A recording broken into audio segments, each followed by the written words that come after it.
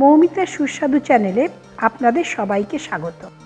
পৌষ পার্বণ খুব কাছেই চলে এসছে, তাই আপনাদের জন্য নিয়ে এসেছি খুব সুস্বাদু একটা পিঠের রেসিপি। আসুন দেখে নিই।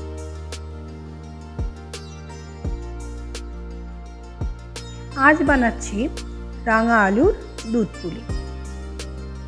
রাঙা আলু বা মিষ্টি আলু যাই বলুন না কেন, সেগুলোকে ভালো করে ধুয়ে প্রেসারে সিটি দিয়ে নিয়েছি।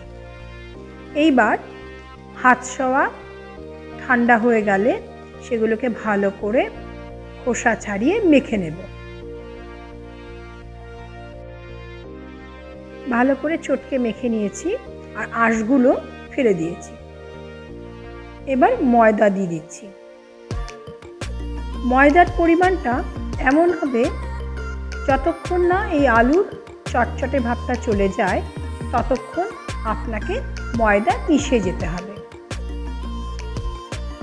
ময়দাটা ঠিকঠাক মিশে গেলে আর আলুও ঠিকঠাক মাখা হয়ে গেলে দেখবেন ঠিক আটা বা ময়দার ডোয়ের মতো মসৃণ হয়ে যাবে।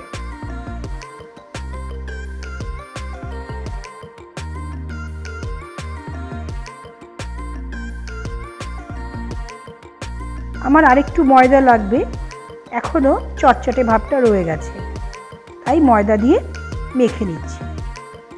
এখানে পরিমাণটা বলা যাবে না।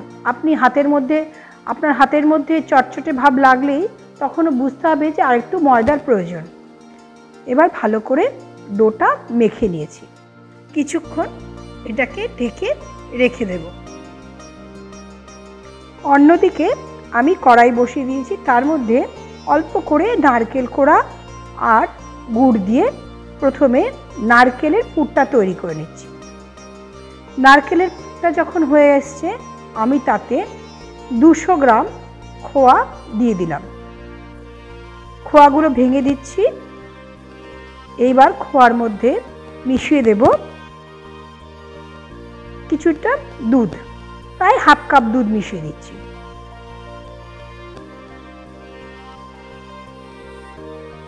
দুধটা মিশিয়ে দিয়ে খোয়াটাকে ভালো করে কড়াইয়ের মধ্যে দুধের সাথে মিশিয়ে নিতে হবে। ভালো করে মিশিয়ে নিয়ে ঘন হয়ে এলে যখন মাখো মাখো ভাবটা হয়ে যাবে তখন নামিয়ে ঠান্ডা করে নেব।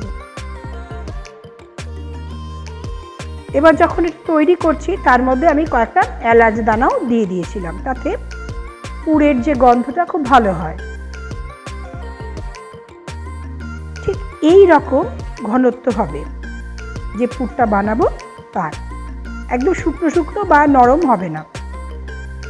এদিকে এবার ডোটা থেকে লেচি কেটে আমি পুলিগুলো বানিয়ে নিচ্ছি।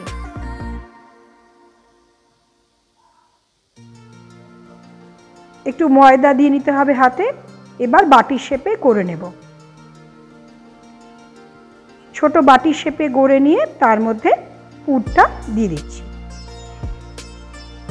দিয়ে দুপাশে ফোল্ড করে নিয়ে এইভাবে একটু কারুকার্য করে দিতে পারেন বা এমনি নর্মাল প্লেনও রাখতে পারেন।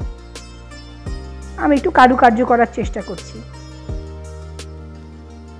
এইভাবে সমস্ত ডো থেকে ছোট ছোট লেচি কেটে বাটির আকারে সবগুলো পুলি বানিয়ে নেব।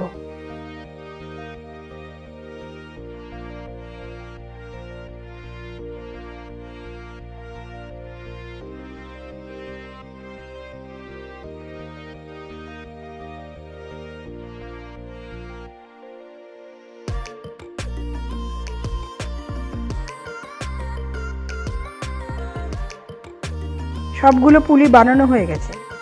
অন্যদিকে আমি একটা বাটির মধ্যে প্রায় 1 লিটারের পরিমাণ দুধ জাল দিয়ে ঘন করে নিয়েছি। এবার দুধটা যখন ফুটে এসছে, ঘন হয়ে ফুটে এসছে, তখন আমি পুলিগুলো তার মধ্যে দিয়ে দিচ্ছি।